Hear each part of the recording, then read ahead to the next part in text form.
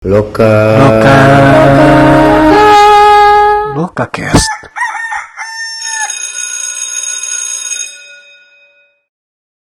Halo teman-teman Lokavox semua, balik lagi sama aku Zahra dari lokalab.co.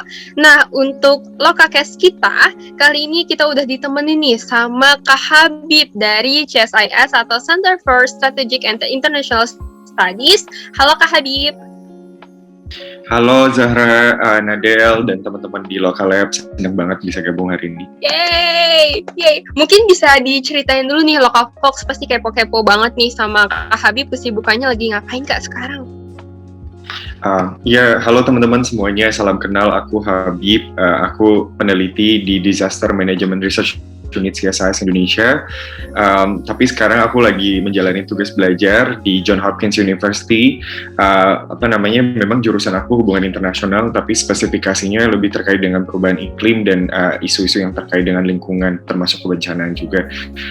Jadi sekarang pas lagi rekaman, aku bergabung dari Amerika Serikat, tapi senang banget bisa ngobrol sama teman-teman di Indonesia.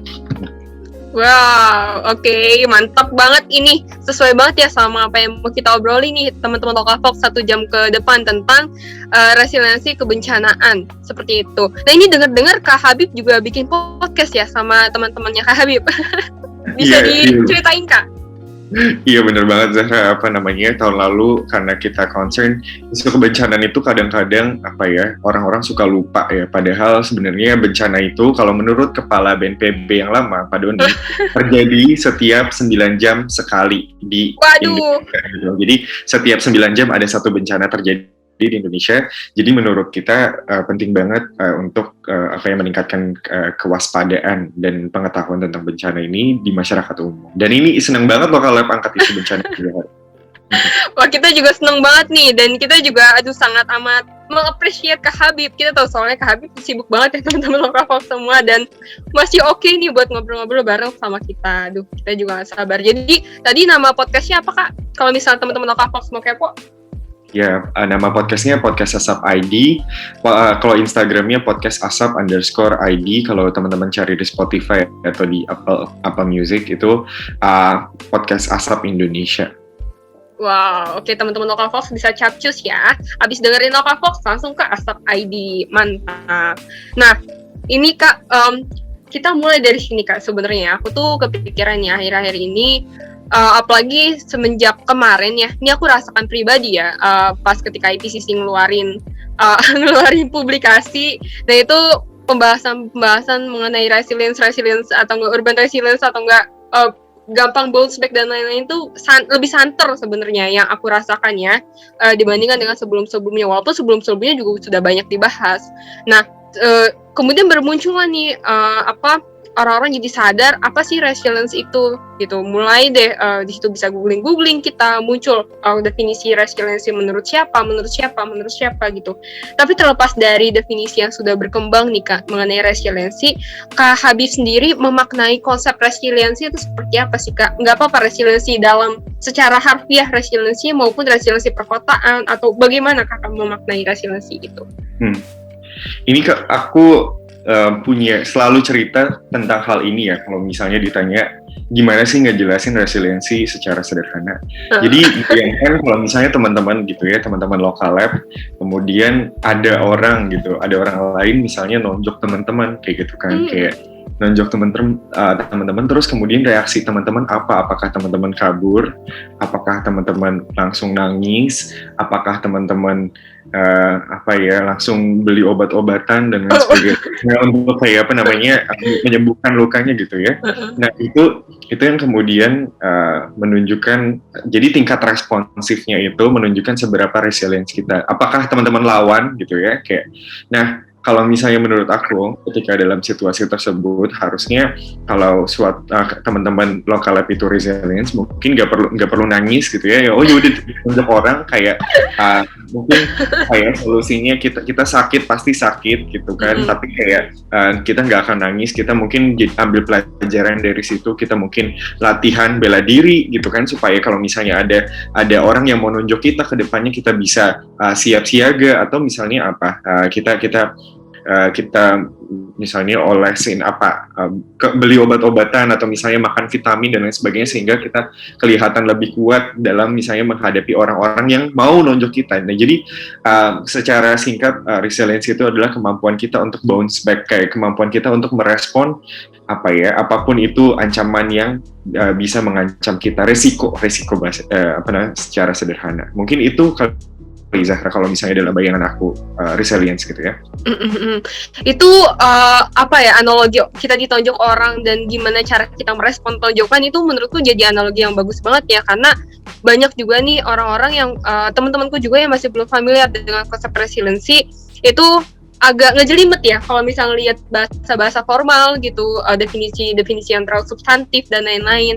Nah di sini juga bagus banget ya menurutku untuk teman-teman Lokavox semua. Kalau bisa ditanyain tentang resiliensi itu apapun, aku sendiri juga aku akan mulai saat ini aku akan refer ke situ sih Kak. Gitu. Tadi langsung masuk sih, oh ya benar juga ya konsep itu juga bisa nih secara sederhana ngegambarin konsep-konsep hal-hal yang ngejelimet itu startnya dari sesuatu yang sederhana gitu kan, biar orang-orang ngerti gitu. Nah tapi gini nih, kalau misalnya aku bertanya nih ke Kak Habib, sepenting apa resilience, itu akan menjadi sangat you don't say gitu. Akan kita semua tahu gitu konsep resilience itu penting gitu. Tapi nih Kak, ketika apakah ada batasan atau apakah ada parameter ataukah seperti apa yang disebut suatu kota itu resilience atau tidak gitu. Kita gimana cara kita tahu nih kita hidup di suatu, jangankan kota deh, di suatu RT misalnya nih, RT atau di suatu RW gitu, atau mungkin dalam skala yang lebih kecil lagi keluarga misalnya. Itu ada resilience gitu. Kalau misalnya kita memulai dari kotanya dulu sih kelihatan, kalau misalnya menurut aku dilihat dari strukturnya sama dari non-struktural, artinya kapasitas masyarakatnya ya, nanti kita bisa diskusi soal itu. Tapi strukturnya sendiri misalnya bagaimana tata kotanya, apakah misalnya pembangunan di daerah yang risiko bencananya tinggi itu tetap dilakukan atau enggak. Kalau misalnya tetap dilakukan tapi nggak ada upaya-upaya pengurangan risiko bencananya, ya itu kan resiliensinya rendah ya, kapasitas untuk beradaptasi dengan potensi bencana yang akan terjadi kayak gitu. Apakah misalnya kita bangun rumah gitu, tapi kita misalnya tadi Zahra di awal sempat nyebutin AMDAL gitu, tapi kita nggak begitu peduli dengan AMDAL gitu ya, kayak itu hanya sebuah formal, misalnya orang hanya menganggap itu sebagai sebuah formalitas. Nah itu adalah konsepsi yang salah, bahwa sebenarnya AMDAL itu benar-benar harus diperhatikan, kayak supaya misalnya seluruh bangunan-bangunan yang ada di suatu kota, infrastruktur publiknya itu mendukung masyarakatnya untuk beradaptasi dengan potensi bencana yang akan datang gitu, karena kita nggak pernah tahu resiko bencana. Menurut aku tadi aku sempat mikir ya, bencana itu kita tidak bisa menghindari bencana, terutama yang sifatnya alamiah gitu ya, natural disaster kalau misalnya banyak orang awam bilang kayak gitu, karena ya itu pasti terjadi gitu, dan apalagi sekarang ada perubahan iklim, nanti kita bisa diskusi juga soal itu. Nah kalau misalnya terkait dengan kapasitas masyarakatnya, itu sebenarnya seberapa paham sih masyarakat tentang risiko bencana yang ada di sekitar mereka, kemudian juga apakah masyarakatnya ini tahu bagaimana merespon setiap resiko bencana yang ada di situ gitu. Karena permasalahannya adalah misalnya teman-teman di Indonesia gitu ya, Indonesia kan sudah banyak banget yang tahu gitu ya, udah legendaris lah kata-kata bahwa negara kita rawan bencana gitu. Tapi apakah kemudian kita tahu bencana apa aja yang kita rawan gitu? Kayak ya mungkin kalau misalnya orang-orang yang tinggal di dekat Gunung Merapi ya mungkin akan bilang kita rawan gunung meletus, erupsi gunung berapi gitu ya. Atau yang teman-teman yang tinggal di daerah perkotaan misalnya rata-rata ngomong oh banjir, karena itu yang paling dekat gitu kan. Atau misalnya di daerah lempeng oh misalnya gempa dan lain sebagainya. Tapi kemudian permasalahannya adalah apakah kita tahu bagaimana kita bersikap ketika misalnya terjadi suatu bencana itu, dan apa nih yang kita bisa ambil pelajaran dari setiap terjadinya bencana. Ini aku yang kayak selalu omongin, aku cuma agak khawatir kalau misalnya Indonesia itu nggak bisa mengambil pelajaran dari bencana-bencana yang udah terjadi, karena nggak tahu, karena ibaratnya ya udah itu udah nggak mungkin maksudnya nggak bisa dicegah. Maksudnya konsepsinya adalah oh karena itu nggak bisa dicegah ya udah kita nggak perlu ngelakuin apa-apa, itu salah banget.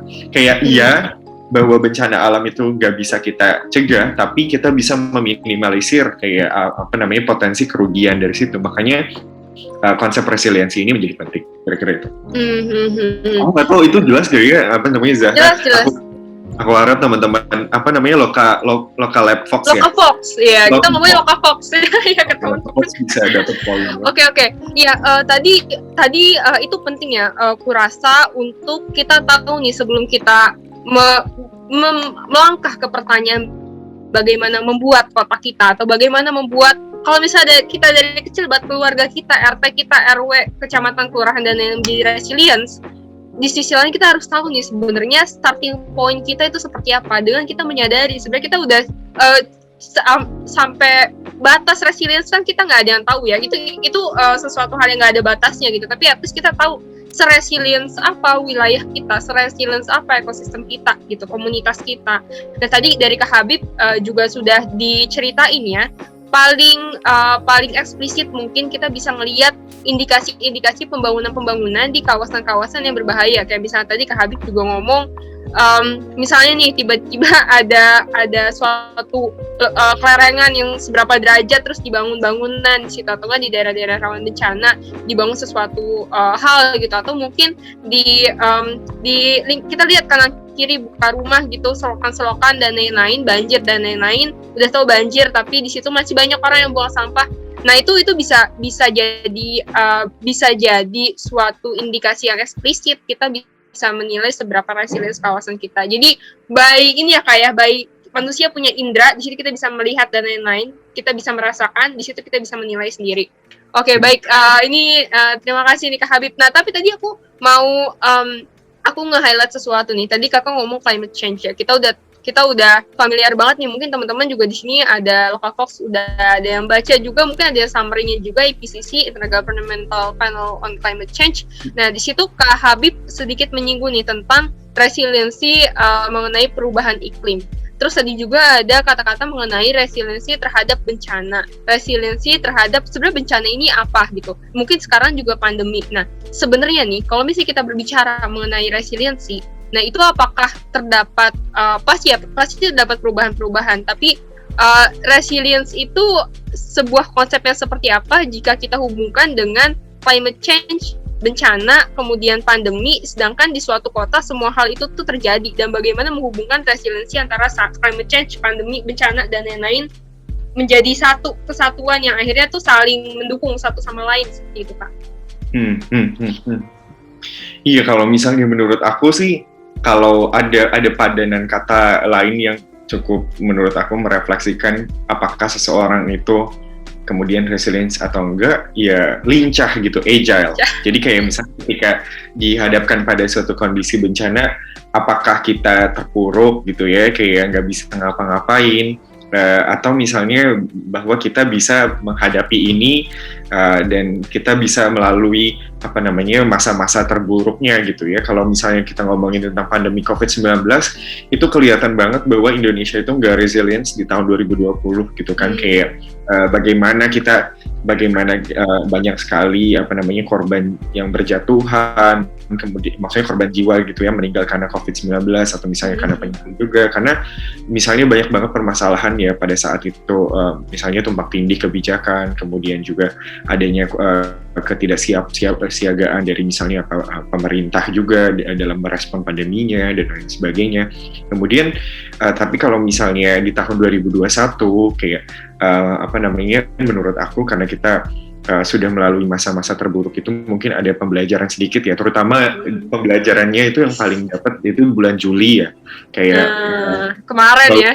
Iya, bulan Juli kemarin kan kita sempat turun banget gitu ya, kayak kasus sangat tinggi, rumah sakit hampir kolaps dan lain sebagainya, dan di titik itu memang kita nggak kelihatan kita punya resilience, tapi setelah itu kita belajar banyak dan kita mengubah bagaimana kita menghadapi pandeminya, itu kayak salah satu indikator bahwa kita memiliki bibit-bibit untuk menjadi lebih tangguh dalam misalnya menghadapi bencana pandemi. Kemudian kalau misalnya menghadapi bencana alam sendiri gitu ya, kayak gimana sih konteks resilience-nya? Bahwa konteks resilience itu kita bisa membantu diri kita sendiri. Jadi kayak kita nggak perlu menunggu atau bergantung kepada bantuan dari luar gitu, kayak bahwa kita tahu ketika misalnya terjadi gempa, kita nggak boleh panik, kita keluar aja misalnya dari bangunan, kayak nggak perlu lari-lari, nggak perlu dorong-dorong kayak gitu ya, kayak atau misalnya kalau misalnya gempanya nggak terlalu berat, mungkin bisa sembunyi di bawah meja dan lain sebagainya kayak gitu. Jadi kita tahu bagaimana kita bersikap. Itu sebenarnya resilience itu seperti itu gitu. Kita tahu dalam kondisi ini kayak kita harus melakukan apa, kita tidak boleh apa gitu ya. Tahu do and don'ts-nya kalau misalnya secara sederhana. Kemudian terkait dengan perubahan iklim, bagaimana kita resilience? Kalau misalnya teman-teman, aku nggak tahu, Zahra di Jakarta gak? Iya, aku di Jakarta. Zahra di Jakarta ya. Iya. Sama Nadil aku asumsikan juga di Jakarta. Kalau teman-teman Lokal Fox yang ada di Jakarta, teman-teman sadar gak sih kalau misalnya dulu ada yang namanya banjir 5 tahunan gitu. Iya, banget ya. Ya kan? Itu di tiap 5 tahun tuh, itu bener-bener literally 5 tahun. Aku juga nggak ngerti kenapa bisa 5 tahun gitu. Bener banget ya. Jadi siklusnya emang banjir besar itu biasanya 5 tahun. Tapi Zahra nyadar gak sih sekarang setiap tahun baru ada banjir besar? Iya, benar. Dan kebetulan juga aku kemarin sempat ada sedikit mini riset gitu banjir di daerah Ben Hill, dan aku tanya nih sama warga sekitarnya, memang ada perubahan curah hujan, Kak. Jadi di sekitar Ben Hill, Karet Sudirman itu biasanya 5 tahun sekali tuh langsung banyak gitu, langsung kayak kelop banget. Nah, tapi sekarang semenjak sekitar tahun 2016 ke sini, itu tuh tiap awal tahun dia lebih sering, tapi lebih tidak tinggi gitu. Nah, itu ketika ditanyain sama mereka juga nggak tahu kenapa, tapi ada perubahan dari curah hujan gitu, Kak, katanya. Iya benar banget. Jadi itu salah satu contoh dari perubahan iklimnya gitu kan, kayak bagaimana dari banjir 5 tahunan sekarang jadi banjir tahunan, walaupun misalnya mungkin gak seintens yang dulu, tapi tetap skalanya lumayan besar gitu ya. Benar. Sampai menggenangi beberapa daerah di Jakarta gitu kan, kayak Zahra tadi juga sebutkan di daerah Ben Hill gitu ya. Nah, pada konteks itu resilience adalah karena kita udah tahu bahwa sekarang banjirnya itu menjadi banjir tahunan, apakah kita siap gitu dalam menghadapi atau merespon banjir ini gitu, kayak apa musim penghujan, apakah misalnya kita udah selalu misalnya siapkan tas siaga bencana kalau misalnya di teman-teman BNPB gitu, yang semua barang-barang penting masukin jadi satu. Jadi kalau misalnya memang terpaksa harus mengungsi, kita tahu kita aplikasinya kita punya gitu ya. Kayak di Jakarta, di Indonesia tuh banyak loh aplikasi kebencanaan. Kalau misalnya di BNPB itu misalnya ada Inaris gitu kan. Kalau di BMKG ada info BMKG. Aku bahkan kalau misalnya di Amerika juga aku masih terima informasi-informasi tentang bencana di Indonesia gitu, terutama dari BMKG, kayak gempa di sini, gempa di sana dan sebagainya. Itu salah satu bentuk contoh bagaimana kita tahu resiko. Jadi tadi kalau misalnya aku boleh rangkum sedikit, resilience itu bisa didefinisikan sebagai agile, lincah gitu ya. Kita kemudian bisa didefinisikan sebagai kita tahu bersikap, kita tahu do and don'ts-nya bagaimana kayak gitu. Kemudian juga resilience juga bisa dipahami bahwa kita kenal tentang risikonya kayak gitu. Mungkin itu 3 poin yang tadi. Iya, betul. Nih, aku mau kepo sedikit nih, Kak. Sebenarnya ini terkait dengan pengalaman pribadi ya. Sebenarnya ini hal yang sederhana sih, tapi aku mau nanya nih gimana Kak Habib menanggapi ini. Jadi kan tadi kan kita nih, Kak Habib cerita kalau misalnya resilience adalah bagaimana kita belajar kan. Bagaimana suatu kota belajar, atau bagaimana diri kita sendiri ini sebagai warga kota atau sebagai manusia bahkan belajar tentang apa yang sudah terjadi di depan kita, baik itu kita yang mengalami ataupun tidak, asalkan itu bentuknya ancaman. Nah, ketika tadi misalnya BNPB atau enggak BMKG dan lain-lain itu kan biasanya kan kalau di HP ku tuh ngirimin SMS gitu atau nge-tweet biasanya kan. Nah, sedangkan kita juga tidak bisa menyalahkan mereka kalau misalnya mereka nge-tweet atau ngirim SMS itu setelah terjadi bencana, bahkan beberapa menit setelah terjadi bencana, yang mana udah terjadi nih kerusakannya. Mungkin dampak negatifnya juga sudah terjadi. Nah, bagaimana kita belajar dari situ, Kak? Karena aku pribadi ketika melihat asumsi itu misalnya, responsku hanya oh ya udah terjadi gempa di sini. Nah, tapi aku tidak menemukan pembelajaran dari situ. Nah, bagaimana memaksimalkan pembelajaran dari informasi itu, Kak? Karena itu doang kanal informasi kebencanaan kita. Iya, jadi menurut aku permasalahannya ada dari dua sisi gitu ya, dari sisi supply informasinya, kemudian dari demand informasinya gitu ya. Yang pertama dari sisi supply informasinya itu kayak kita terima nih informasi bencananya, tapi pertanyaannya adalah apakah diikuti dengan apa yang harus kita lakukan. Kadang kan permasalahannya kalau informasi bencana di Indonesia tuh kayak yang BMKG punya itu, oh ya udah kejadian gempa, terus kayak kita harus ngapain gitu, kayak gitu doang, kayak oh ya udah kayak oh kita tahu nih ada bencana terus kita harus ngapain. Itu beda banget kalau misalnya aku belajar di Amerika gitu ya, kayak ini aku HP-nya kan masih pakai paket dari Indonesia gitu ya, walaupun aku pakai paket dari Indonesia itu aku di Washington DC itu beberapa kali sempat ada hujan besar gitu ya, kayak dan ada potensi banjir, padahal sebenarnya di wilayah aku di sini itu nggak ada potensi banjir, tapi di situ kayak warningnya masuk ke HP aku kalau misalnya siap-siap untuk melakukan pengungsian ke sini, kayak udah gitu ini misalnya nomor yang bisa dihubungin. Jadi memang benar-benar sangat aktual gitu, kayak ketika hujannya sudah cukup lebat, diprediksi bahwa akan terjadi banjir, walaupun bukan di daerah yang pasti akan banjir, itu aku seenggaknya jadi waspada, ya mungkin aku harusnya mikir nih kayak kalau misalnya emang beneran terjadi banjir, mungkin harus ngapain. Nah itu permasalahan di Indonesia tuh gitu, kayak informasi bencananya tidak dilengkapi dengan apa yang harus kita lakukan. Kalau misalnya dari segi permintaan informasinya juga kadang karena kita mikir bencana itu jauh atau bencana itu jarang terjadi, kadang-kadang kita ngerasa bahwa install aplikasi kebencanaan atau misalnya tahu informasi bencana, tahu cara mencegah atau merespon bencana itu bukan menjadi satu kebutuhan, karena mungkin banyak teman-teman yang tinggal di daerah perkotaan ngerasa kotanya aman, padahal Jakarta tuh ya kayak risiko bencananya tuh juga tinggi gitu loh, kayak sesar di bawah Jakarta gitu, yang kayak teman-teman juga harus waspada dan maksudnya tahu kan beberapa kali kita maksudnya di Jakarta merasakan gempa kan, itu kayak bukan berarti Jakarta bebas banget dari bencana, tapi bukan berarti juga kita harus ketakutan, aduh aku nggak mau liburan ke daerah yang sangat rawan bencana, enggak juga gitu. Kayak aku mau cerita soal Bali misalnya. Bali itu bahkan kayak misalnya walaupun baru-baru ini ada gempa gitu ya di Bali, aku nggak begitu khawatir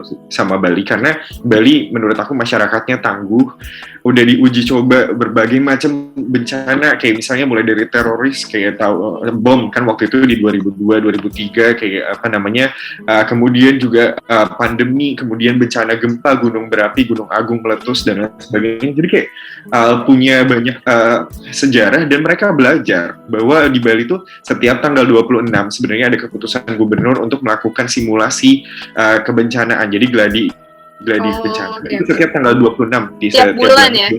Iya. Wow. Iya. Dan mereka punya yang namanya tsunami readiness hotel. Jadi di Bali, kalau misalnya teman-teman Lokavox familiar, itu setiap lantai 1 dan lantai 2 itu diminta untuk dikosongkan, terutama di daerah-daerah yang ada di pinggir pantai, misalnya harus dijadikan itu aula atau apa. Karena apa? Karena misalnya asumsinya, kalaupun misalnya terjadi apa-apa misalnya yang sampai melanda di lantai 1 atau lantai 2-nya itu penduduk atau misalnya pengunjung yang tinggal di lantai-lantai atasnya itu nggak akan begitu terdampak karena ya udah dijadikan tempat untuk aula atau restoran atau apapun itu. Jadi memang ada perjanjian juga bahwa hotel-hotel di Bali harus bisa menjadi tempat shelter pengungsian kalau misalnya terjadi bencana, dan itu dipakai waktu pandemi kemarin kan ada sempat menggunakan misalnya hotel sebagai karantina dan lain sebagainya. Dan mereka punya yang namanya Tsunami Readiness Certificate, yang artinya sudah setiap hotel itu tuh berkomitmen untuk melakukan mitigasi pengurangan risiko bencana. Mungkin kira-kira itu Zahra. Dari sini aku jadi semakin menyadari Kak, kalau misalnya perihal si resiliensi ini, kalau misalnya itu kalau narik dari atas ke bawahnya mungkin dari sisi kebijakan kali ya, dari kelembagaan, dari pemberian tupoksi ke masing-masing badan, pemberian porsi-porsi kewajibannya mau intervensi di arah mana. Tapi dari sisi masyarakatnya itu sendiri, baik secara swadaya maupun secara atau ya mungkin ada juga kebijakan yang nyuruh gitu dari bottom up-nya seperti apa, itu juga penting. Berarti ini terkait dengan modal sosial juga ya Kak, gimana masyarakat ini bisa mengusahakan resiliensi. Tadi yang Kakak bilang, tidak nunggu nih bantuan dari pemerintah mungkin atau dari pihak-pihak luar, tapi dia sendiri bisa mengusahakan dia dan komunitasnya ke-engage bareng buat ngusahain suatu resiliensi tertentu gitu ya Kak. Iya betul banget sih, kayak soal modal sosial ini penting banget sebenarnya ya. Cuma ini agak tricky karena nggak semua daerah di Indonesia itu bisa punya modal sosial. Maksudnya kayak kalau daerahnya daerah perkotaan gitu ya, itu sulit karena masyarakatnya cenderung dibentuk untuk menjadi individualis kayak dibandingkan kayak misalnya guyup gitu. Beda banget kalau misalnya kayak di Bali memang masyarakatnya cenderung homogen dan masih guyup gitu ya, masih sangat lekat nilai-nilai kebudayaan, dan di situ modal sosialnya memang kuat. Atau misalnya di Jawa Tengah itu yang sister village. Jadi kalau misalnya Gunung Merapi meletus kena di wilayah desa ini, dan atau misalnya desa ini penduduknya harus mengungsi, itu udah ada desa lain yang siap menampung. Itu kan salah satu contoh modal sosial yang emang ada di Indonesia gitu. Tapi nggak bisa disamakan karena di daerah-daerah yang cenderung masyarakatnya homogen atau yang cenderung masih masih misalnya sangat dekat antara satu penduduk dengan penduduk lainnya, itu pasti modal sosialnya tinggi. Tapi kalau misalnya di perkotaan tuh kadang masih banyak masih terjadi kesenjangan sosial gitu ya. Artinya modal sosialnya mungkin nggak begitu tinggi, walaupun juga kalau dilihat dari pengalaman pandemi COVID-19 sekarang, mungkin banyak inisiatif-inisiatif, oh ya ayo kita bantuin yang memang sangat terdampak dan lain sebagainya. Ya mungkin di sisi lain pandemi ini membuka sesuatu hal yang mungkin belum ada sebelumnya, atau misalnya belum terlihat terkait dengan modal sosial dari perkotaan. Tapi bukan berarti kita bisa ya udah ini aja bergantung pada sistem yang udah ada sekarang. Kita harus terus meningkatkan itu gitu. Ya tapi tadi bener ya, aku setuju. Permasalahannya adalah kita nggak bisa mengekspektasikan output yang sama untuk tiap-tiap daerah karena kondisi sosialnya juga beda. Kondisi sosialnya beda. Tadi juga terkait, tadi Kak Habib juga nyebutin yang modal sosial ini juga terkait dengan nilai-nilai dan budaya-budaya yang sudah mengakar sebenarnya di daerah tersebut gitu, sedangkan outputnya beda. Nah, berarti kalau misalnya kayak gini, apakah bisa kita definisikan, bukan definisikannya, apakah bisa kelihatan nih, senjata atau bukan senjata, alat yang paling bisa berdampak secara masif dan juga berdampak secara maksimal untuk mengusahakan ketika suatu kota atau ketika satu komunitas atau bahkan Indonesia ini terjadi dapat stresor, nah dia tuh menjadi barrier gitu, entah itu misalnya dari regulasi atau mungkin dari nggak tahu ya, mungkin dari peran politik misalnya, kita harus nitik berarti nih program-program ke orang yang mau nyalek biar cepet gitu misalnya, atau seperti apa gitu Kak Habib melihatnya? Senjata untuk dalam menghadapi apa, Zahra? Dalam mengusahakan resilience, dalam memperkuat menangguhkan kota gitu, bahkan Indonesia gitu. Kita mau pakai kanal-kanal yang mana nih, metode-metode yang mana? Iya. Sebenarnya menurut aku kalau kita nunggu perubahannya terjadi di dalam sistem itu lama ya gitu ya, struktur. Aku yang udah memperhatikan isu kebencanaan selama 3 tahun terakhir ini tuh kadang-kadang aku suka frustasi gitu ya, bagaimana sebenarnya perubahan struktur kebencanaan, bagaimana kita merespon dan lain sebagainya, itu progresnya tuh nggak bisa kita harapkan cepat gitu, karena memang ada permasalahan birokrasi, ada koordinasi antara pusat dan daerah, antar kementerian, kemudian belum lagi misalnya antara pemerintah dan DPR, itu banyak banget dinamikanya kayak gitu. Jadi kalau memang kita harus berharap kepada perubahan struktur untuk menciptakan ketahanan di Indonesia, resiliensi di Indonesia, itu akan sangat lama gitu, kayak akan sangat terlambat. Pasti udah banyak terjadi bencana-bencana baru yang mungkin kita nggak ekspektasi sebelumnya gitu. Jadi menurut aku disinilah peran penting dari setiap individu, dari kita sendiri gitu. Kayak mulailah aku selalu bilang kuat, atau misalnya masyarakat yang kuat itu dibangun berdasarkan individu-individu yang memang sudah paham gitu resiko bencananya, kayak dan tahu bagaimana kita harus bersikap. Bukan, jadi aku lebih percaya untuk membangun resilience itu memang harus dari bawah gitu, bottom up kayak, bukan top down. Karena top down itu memang penting bahwa memberikan respon ketika masyarakat ini beneran nggak bisa melakukan apapun. Tapi kalau misalnya di situ ada permasalahan misalnya moral hazard gitu ya. Aku mau ngomongin soal misalnya bagaimana penanggulangan bencana di daerah. Kalau selamanya kita terus bergantung kepada BNPB, daerah-daerah misalnya dikit-dikit terjadi bencana di satu daerah terus kayak minta bantuannya ke BNPB. Terus padahal daerah sendiri itu sebenarnya punya Badan Penanggulangan Bencana Daerah BPBD gitu. Kayak ini BPBD-nya itu jadi nggak bergerak gitu. Maksudnya nggak ada dorongan untuk pemerintah daerah itu mengembangkan BPBD-nya, karena asumsinya setiap bencana akan direspon sama BNPB gitu. Kayak itu permasalahan yang ada gitu. Nah itu juga sama di dalam konteks individu. Jadi kalau kita bergantung kepada orang lain, komunitas gitu untuk bantuin kita sendiri, tapi kita nggak ada upaya untuk melakukan peningkatan pemahaman tentang bencana atau resiko yang ada, itu ya sama aja bohong gitu loh. Betul. Dan ini juga selaras nih Kak, sama aku tuh sebenarnya agak gemes pribadi ya, karena kebanyakan dari entah itu meeting sama pihak pemerintah, ini teman-teman lokal kalau misalnya ada yang berganti pemerintahan, bukannya menyindir, tapi ini satu kenyataan yang aku hadapi. Mayoritas bahkan bisa dibaca juga ya report-report terkait kebencanaan juga yang dipublikasikan oleh mungkin kementerian ataupun dinas-dinas terkait, itu banyak yang kita memitigasinya, pendekatannya itu ke infrastruktur fisik gitu. Kita bangun bendungan, kita bangun apa. Nah, tapi ketika kita ngecek ke lapangan, sebenarnya nih masyarakat terdampak ya, misal terdampak gempa, terdampak banjir, terdampak apa, karena mereka sudah bertahun-tahun hidup dalam kondisi seperti itu, turun-temurun mereka sudah hidup seperti itu, justru mereka punya cara-cara akar rumput tersendiri yang mungkin lebih efektif gitu. Mungkin keberadaan infrastruktur fisiknya yang pemerintah bangun di situ mungkin bisa jadi kontraproduktif dengan gerakan-gerakan akar rumput yang mereka bangun di situ. Jadi kayak kurang mendengar solusi-solusi akar rumput seperti itu Pak dari masyarakat terdampak. Nah, dan terkadang tuh solusi akar rumput itu yang paling yang lebih yang lebih solutif justru. Jadi aku juga setuju sama Kak Habib, selain memang kita harus menitik beratkan dari bottom up ya, dari bawah, tapi solusi dari top down-nya juga harus reversible nih sama solusi dari bawah, karena yang menghadapi langsung dan hidup bertahun-tahun dengan kondisi seperti itu ya masyarakatnya itu sendiri. Dia lebih paham tentang kondisinya gitu, nggak kucuk-kucuk tiba-tiba urban planner, ya udah banjir intensitasnya berapa, segini debitnya, udah kita bikin suatu kanal segini segala macam secara sistemik, perhitungan matematis oke gitu, nggak seperti itu gitu. Jadi ya benar seperti itu Kak.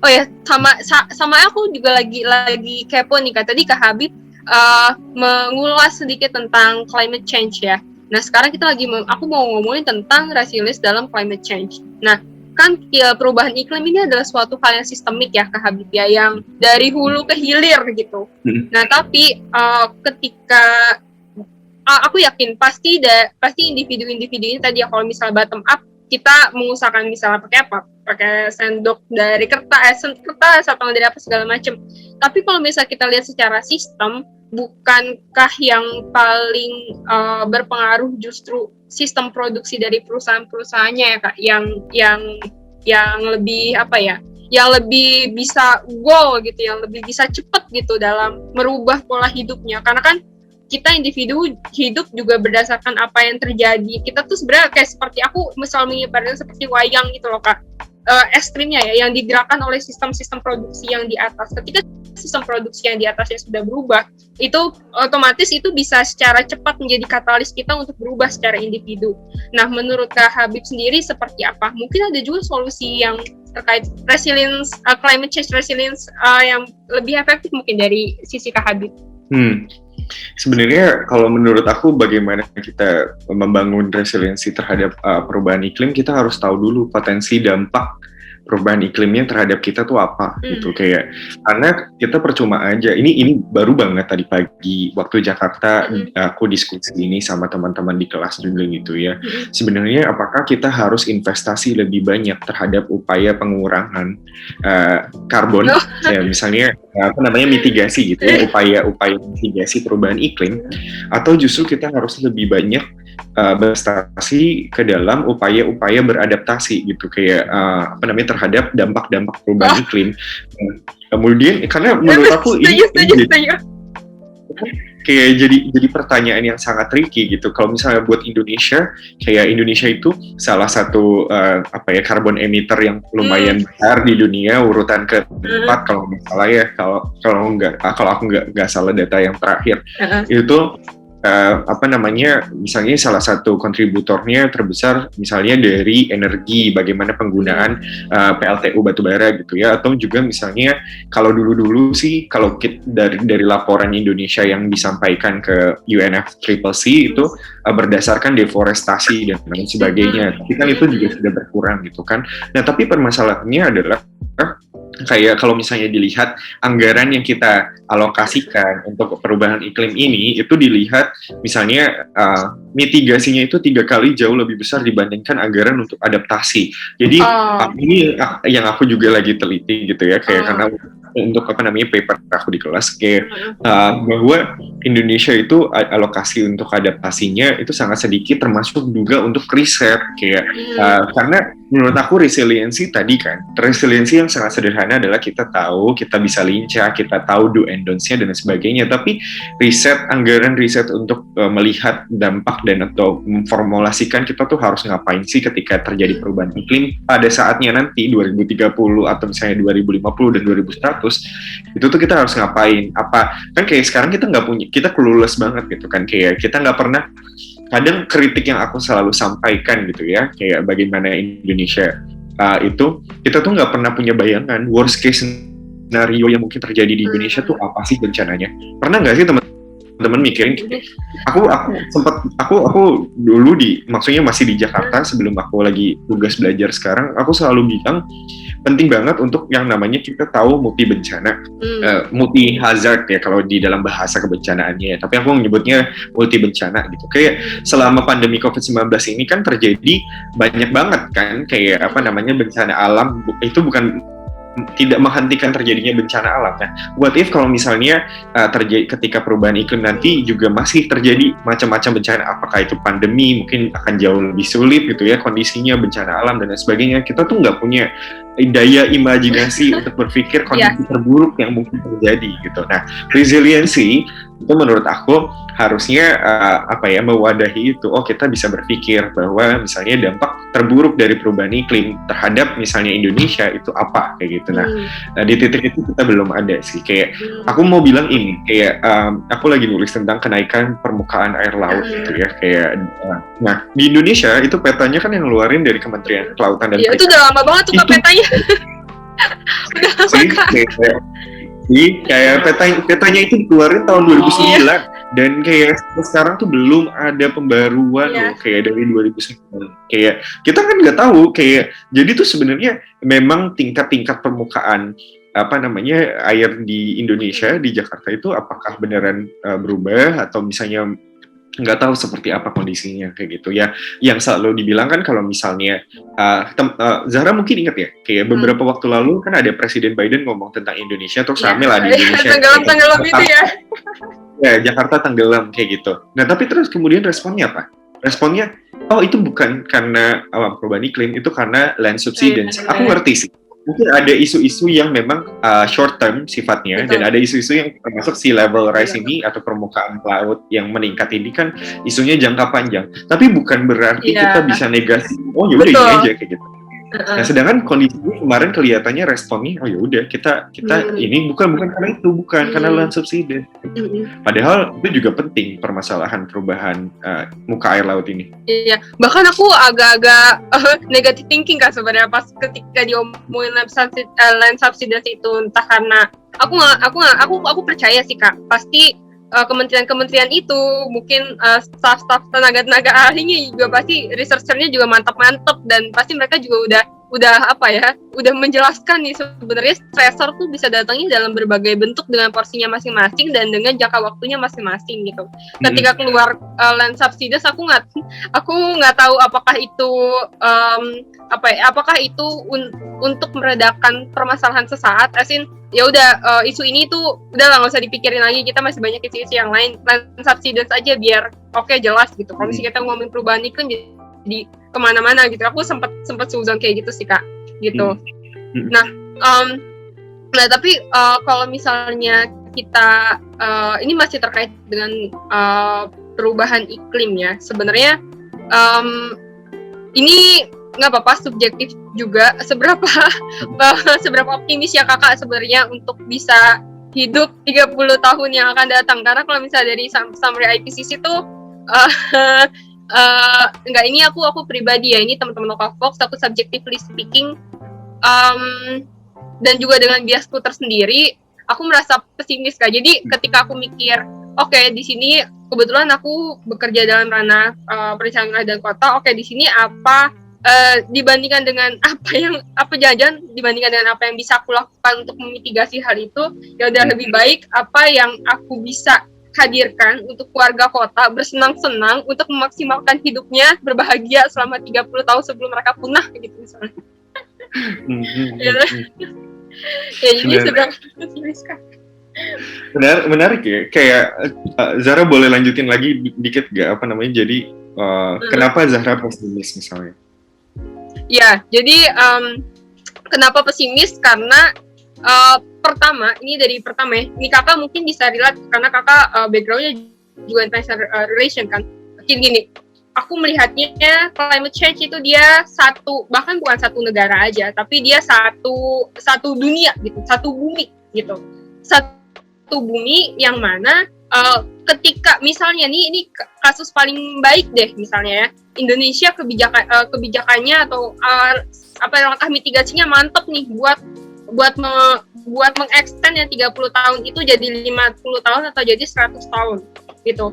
Tapi ada suatu negara di bagian bumi utara, selatan, dimanapun itu yang bobrok misalnya, dan justru dia nih kan reversible gitu loh dengan Indonesia, dia berkait satu sama lain. Makanya kenapa ada panel internasional kan, karena untuk mengusahakan seluruh bumi, hitungannya buat satu negaranya aja. Nah, sedangkan kebijakan di luar Indonesia itu sesuatu hal yang nggak tahu ya, bagi aku mungkin bisa diperbaiki sama Kak Habib. Aku melihatnya itu suatu hal yang sulit untuk dikontrol gitu. Nah itu untuk skenario paling positifnya Indonesia sudah baik. Tapi sekarang kita lihat sendiri, tadi contohnya adalah ketika Biden ngomongin tentang climate change, kita langsung menegasikan climate change dengan land subsidence. Nah itu kan berarti kan pemahaman mindset ya. Ketika mindset terbentuknya seperti itu, otomatis outputnya juga more likely juga seperti itu. Nanti kebijakan-kebijakan yang dibentuk dan lain-lain, jangan-jangan itu justru tidak strategis untuk menjadi solusi dalam memitigasi bencana atau persoalan-persoalan turunan dari climate change. Nah, intinya adalah Indonesia masih belum bisa nih, bahkan jangan ngomongin solusi, mengerti apa itu konsep kebencanaan dan mengerti dan merubah mindset apa itu climate change dan lain-lain. Nah, ketika Indonesianya aja masih belum bisa mengurus dirinya sendiri, bagaimana bisa kita menjadi pionir untuk negara-negara lain? Gitu. Itu yang membuat aku pesimis. Itu yang pertama. Yang kedua adalah tadi ketika aku bilang climate change ya, aku melihat di sini emang satu orang kalau misalnya banyak di Indonesia itu bisa ngaruh gitu. Tapi kalau misalnya langkah paling cepat dan paling efisien adalah menurutku merubah sistem produksi dari perusahaan-perusahaannya. Misalnya kayak gimana? Misalnya perusahaan-perusahaan itu dia bikin, ini yang contoh paling sederhananya aja. Misalnya dia bikin suatu kotak aku tadi baru minum susu kotak. Susu kotak itu terbentuk dari aluminium foil. Rantai karbonnya banyak banget dan lain-lain. Kenapa tidak perusahaan itu membentuk suatu, ini paling sederhana, kemasannya aja yang menjadi sesuatu hal yang lebih diterima oleh lingkungan gitu. Tidak banyak eksternalitas negatif bagi lingkungan. ketika semua perusahaan menerapkan itu dalam sistem produksinya dari hulu ke hilir, otomatis kita sebagai konsumen behave menyesuaikan seperti itu gitu. Ya, sedangkan ini perusahaan-perusahaannya masih belum mungkin belum ditarik, belum didorong juga ya sama pemerintah untuk changing dari behavior gitu. Itu dua hal yang membuat aku pesimis gitu. Jadi ya, apa lebih baik aku happy aja mencari cara 30 tahun ke depan sebelum aku dan anak-anakku punah. Menurut aku wajar gitu ya kalau misalnya kita mau jadi pesimis, karena misalnya apa, bahkan upaya-upaya mitigasi yang kita lakukan sekarang itu kan memang nggak ada dampak langsungnya gitu ya, karena umur atmosfernya kayak zat-zat emisi kayak macam karbon dioksida dan lain sebagainya itu bertahannya sampai ratusan ribu tahun. Jadi yang udah diemit kayak selama periode-periode ini tuh masih akan terus ada. Tapi kan memang apa yang kita lakukan sekarang itu bukan buat immediate gitu, tapi buat yang generasi yang akan mendatang gitu ya, kita pikirannya. Nah, tapi menurut aku di balik pesimisme ini selalu ada alasan untuk kita menjadi lebih optimis kayak untuk dalam menghadapi perubahan iklim, terutama dari Indonesia gitu ya. Menurut aku Indonesia ini sudah mengambil beberapa langkah yang cukup baik untuk mempersiapkan diri gitu ya, walaupun misalnya memang masih bisa lebih ditingkatkan. Contohnya misalnya kita baru-baru ini kan lagi diskusi tentang pajak karbon ya, carbon tax. Oh iya, ya itu santer tuh diskusinya. Iya. Walaupun misalnya kritik yang paling besar adalah kok rendah banget gitu ya kayak carbon tax-nya, tapi ya seenggaknya sudah ada inisiasi ke arah sana kayak gitu. Terus kemudian untuk membatasi penggunaan pembangkit listrik tenaga batubara kayak gitu ya, PLTU batubara. Kemudian juga kita kasih, kalau misalnya Zahra beli mobil atau teman-teman lokal Fox membeli mobil yang memang elektrik gitu, itu kan kayak ada insentif pajak yang diberikan pemerintah. Jadi mungkin nggak ada pajak kendaraan bermotor yang setinggi kendaraan biasa. Gitu. Jadi menurut aku, walaupun misalnya tadi aku juga bilang bahwa banyak riset belum dilakukan, data masih tertinggal, belum ada koordinasi dan sebagainya, tapi di sisi lain tetap aku mencoba untuk menjadi objektif di dalam melihat bagaimana Indonesia merespon perubahan iklim ini. Jadi masih ada alasan untuk kayak tetap optimis. Dan ya ini kita belajar dari ini ya, penanganan pandemi COVID-19. Iya. Waktu awal pandemi COVID-19 itu kita belajar banyak dari Singapura gitu loh. Kayak kita kelihatannya tuh sangat terdampak, terus kayak Singapura kok keren banget gitu ya. Tapi sekarang ternyata Indonesia jauh lebih keren dari Singapura. Jauh lebih keren ya. Setelah apa yang terjadi di bulan Juli itu ya, kayak kelihatan banget tuh Kak, awalnya bilang bentong gitu kan, terus tiba-tiba sekarang udah 900-an loh Kak di Indonesia. Se-Indonesia ya 900-an, udah 52.000, hampir 60.000.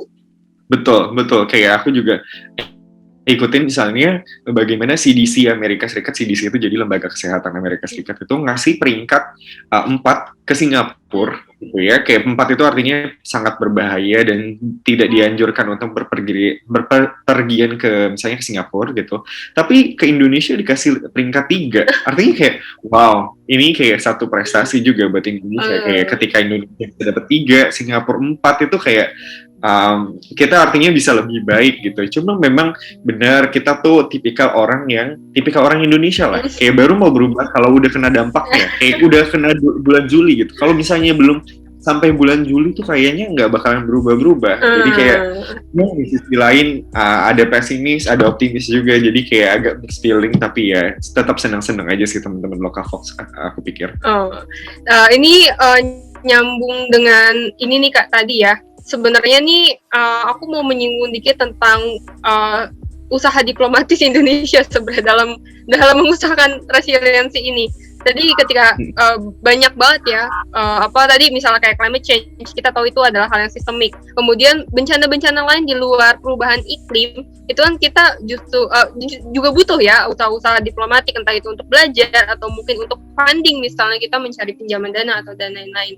Nah, menurut Kak Habib, sudah sejauh mana Indonesia memaksimalkan hal itu sebenarnya, dan sebenarnya seberapa penting sih peran upaya diplomatik gitu untuk mengusahakan resiliensi Indonesia? yang paling penting tuh sebenarnya kita harus tahu kita maunya apa, kita butuhnya apa.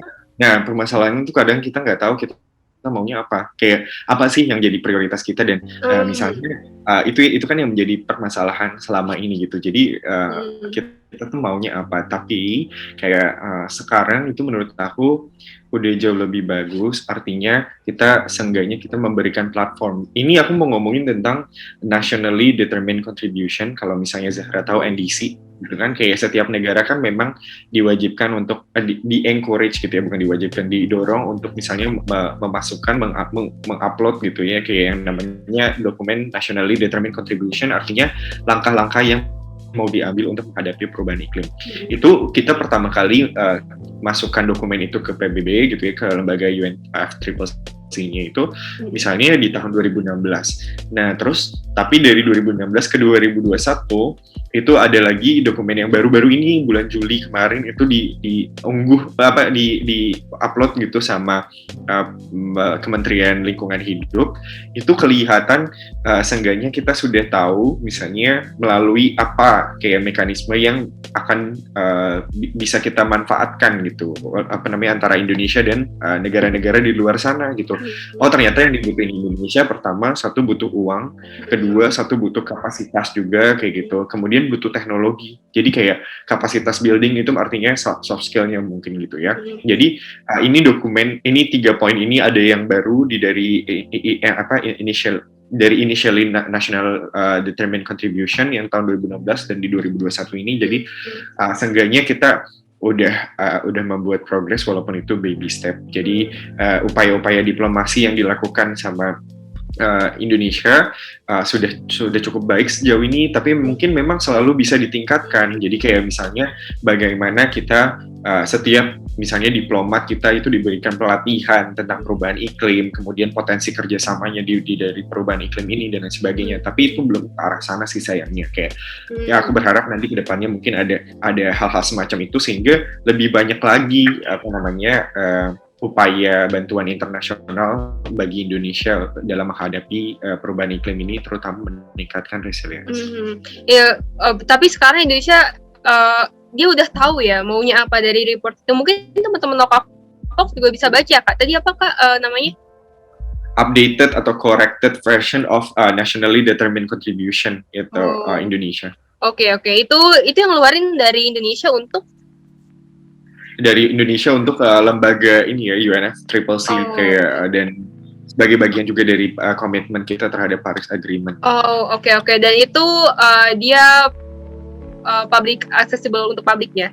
Oke, baik. Ini bisa dibaca ya teman-teman di situ. Mungkin yang teman-teman Fox yang wondering ini sebenarnya nih banyak hal yang terjadi di Indonesia dan bagaimana Indonesia memetakan langkah-langkah ke depan. Mungkin tadi juga bisa dikaitkan dengan di sini posibilitas kita untuk menjalin kerjasama dengan negara-negara lain itu seperti apa, itu bisa juga dibaca di NDC report tadi ya gitu. Nah, ini mungkin bahasan terakhir nih Kak Habib mengenai tadi kita udah banyak banget ngomongin tentang resiliensi dan lain-lain. Cuman kalau misalnya kita merefleksi ya, mungkin dari Kak Habibnya juga dan juga dari Indonesia mungkin ya, seberapa